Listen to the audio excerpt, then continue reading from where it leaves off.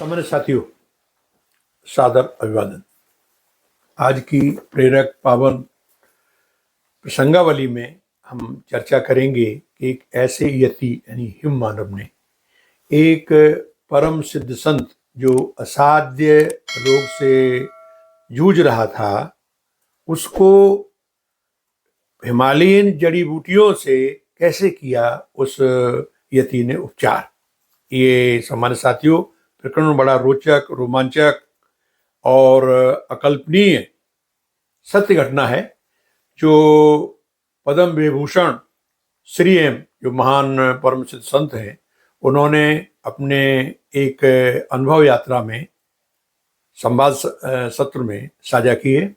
वो मैं आपके सामने प्रस्तुत करने जा रहा हूँ। आशा है इस अद्भुत और अनोखी उद्भट प्रेरक प्रसंग से आप बहुत कुछ ज्ञान लेंगे और यति यानी हिम मानव की दयालुता और करुणा का भी एक पक्ष आपके सामने आएगा।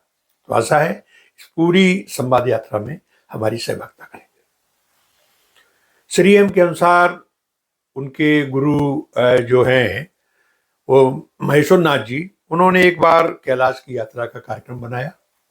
तो बद्रीनाथ से ये लोग उनके साथ चल दिए। साथ में खच्चर था, उस पर टेंट और सामान रख लिया और साथ में एक फतेह बहादुर नाम का जो जिसे कहते हैं कि सहाय करते हैं या कुली टाइप का, वो ले लिया। बताते हैं जब दापा वहाँ से चल पड़े और माना कि दर्रा की ओर चले, दापा गांव तो आगे पड़ता है, तो रास्ते में इतना बर्फ था कि वो उससे काट काट कर जो साथ में रखते हैं बेलची और उनसे काट काट के तब वो निकल पाए। और इस तरह जब चलते चलते वो दर्रे के उधर की जब यात्रा में चलने लगे तो उन्होंने देखा कि एक चांदी की तरह चमकता हुआ चौंधियाता एक पर्वत दिखाई दिया। तो उनके गुरु ने कहा कि ये नीलगिरी पर्वत है, जहाँ की कागभूषण जी का निवास बताया जाता है। सामान्य साथियों, इस पर्वत के बारे में गोस्वामी तुलसीदास जी ने भी रामचरितमानस में ये संदर्भ दिया है। क्या कि उत्तर देश सुंदर गिर नीला और जहाँ बस काग भसुंडे सुशीला, राम भक्ति पथ परम प्रवीणा, ज्ञानी गुण ग्रह बहु कालीना। यानी युगों युगों तक जो रहते हैं, एक बार उन्होंने यहाँ बसत में सुन खग ईसा बीते कल्प 7 और भी 27 कल्पों तक की कथा उन्होंने जो है गुरु जी को सुनाई।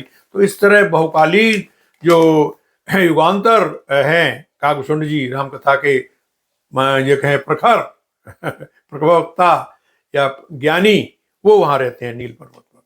तो नील पर्वत को देखकर फिर ये आगे बढ़े। आगे चलते चलते उन्होंने बताया कि इस तरह से पहाड़ों पर चढ़ते जब जाते थे हिमालय, तो सांस फूलने लगती थी। तो इनके गुरु ने महेश्वर नाथ जी ने एक तकनीकी बताई कि जैसे कुत्ते जीभ को निकाल के सांस लेते हैं, इस तरह के सांस लीजिए, उससे उन्हें बहुत फायदा हुआ। आगे चल करके बहुत जब वो दर्रा के ऊपर पहुंच गए तब एक गांव मिला दापा, जहां एक बौद्ध विहार था। यहाँ उन्होंने टेंट लगा लिया, कहा कि चलो 2-3 दिन विश्राम करते हैं। उसी दौरान क्या हुआ कि श्री एम जी को सर्दी लगी, बुखार आया और इतना भयानक सर दर्द होने लगा कि जैसे उन्हें लगता था उनके शब्दों में कि हथौड़ा कोई सर पे लगा रहा, मतलब प्रहार कर रहा हथौड़ों का, इस तरह से दर्द हो रहा था। तो इनके गुरु ने पास में, चूंकि वहाँ बुद्ध विहार में कुशल चिकित्सक से उनसे संपर्क किया दापा में। उन्होंने आके इनको कई तरह की औषधियाँ दी, जो पर्वतीय जड़ी बूटियाँ थी और भी, लेकिन कोई फायदा नहीं हुआ। एक दिन का ये जिक्र करते हैं कि शाम का वक्त था, मतलब यही 7-8 बजे का, और जो टेंट में लालटेन जल रही थी। तो इनके गुरु ने कहा कि भाई चलिए हम तुम्हारा इलाज का कोई उपाय खोजते हैं, और ऐसा कह के वो निकल आए। इन्होंने सोचा कि शायद जो दापा में बुद्ध विहार है वहाँ जाकर के ये कुशल चिकित्सकों से परामर्श करेंगे। और इनके साथ जो फतेह बहादुर रहता था, उनका खाना वगैरह बनाता था, साथ चलता था, वो भी इनके कैंप से यानी टेंट से बाहर निकल गया।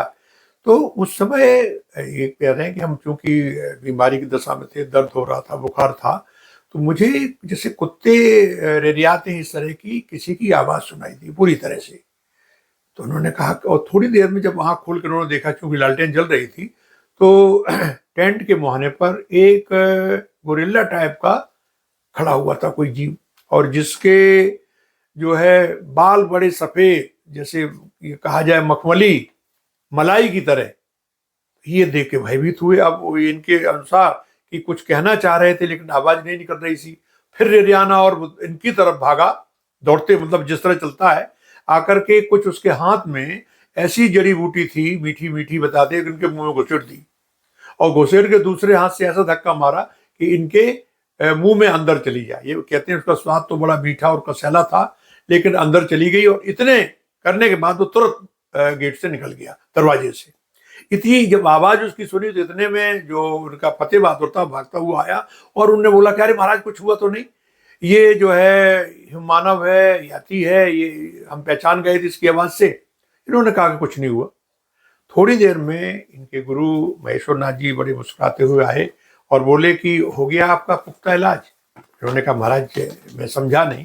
बोले अब आपको कल से कोई बुखार नहीं आएगा। और हुआ भी यही कि सुबह ये जागे, कोई दर्द नहीं था, कोई बुखार नहीं था, और ये पूर्णतः ठीक हो गए। तो यहाँ सामान्य साथियों में ये बताना चाहूँगा कि जब गुरु की कृपा होती है तो इस तरह से साधारण रूप से आकर के असाधारण चीज़ें आकर के हमारा उपचार करती हैं, हमारा आगे का मार्ग प्रशस्त करती हैं। तभी तो कहा गया है कि गुरु बिन भवनिद तरई न कोई, चाहे बिरंच शंकर सम होई। और ये भी कहा गया कि राखै गुरु जो कोपी विधाता, गुरु विरोध नहीं को जगत त्राता। तो सम्मानित साथियों, आज के प्रसंग में हमने आपको यही जानकारी दी कि किस तरह से मानव ने किसकी प्रेरणा से एक सिद्ध संत को जो असाध्य रोग हो गया था, जिसे डॉक्टरों ने, चिकित्सकों ने जिसका उपचार नहीं कर सके थे, उसको आकर एक जंगली जड़ी बूटी से कैसे ठीक कर दिया। इसमें समता प्रभु प्रेरणा, गुरु प्रेरणा है, जिससे कि वो उसके रोग का निदान हुआ परम संत जी का। तो मैं यहाँ यही संदेश मिलता है कि हम अपने आराध्य और गुरु पर श्रद्धा रखें, तो असाध्य से असाध्य जो हमारे कष्ट होते हैं, बीमारियां, वो अपने आप दूर हो जाती है। सामान्य साथियों, आज बस यही। अगले फिर किसी कड़ी में इसी तरह प्रेरक और जो आपको ज्ञानवर्धक जो है जानकारियां देंगे। हम यहाँ ये भी कहना चाहते हैं कि हमारे सम्मानित साथी बहुत ही स्नेह करते हैं, उनके प्रति मैं मस्तक नवा के प्रणाम करता हूँ। कई साथियों ने लिखा कि पिछले शनिवार को आपका एपिसोड नहीं आया, हमने बड़ी प्रतीक्षा की। सम्मानित साथियों, उस दिन जो है सामाजिक जो होता है उसमें कविता डाली थी, आओ चलो गांव चले, और कुछ कारण से नहीं दे पाए थे। दूसरी उसके बाद रामचरितमानस का एक एपिसोड दिया था। लेकिन आगे से हम यही ध्यान रखेंगे आपकी भावनाओं का हम समादर करें और हर शनिवार को इस तरह से एपिसोड दें। मुझे बड़ी प्रसन्नता है कि आपकी सहभागिता निरंतर मिल रही, इसके लिए मैं आपके प्रति हृदय से कृतज्ञ हूँ। बहुत बहुत आभार।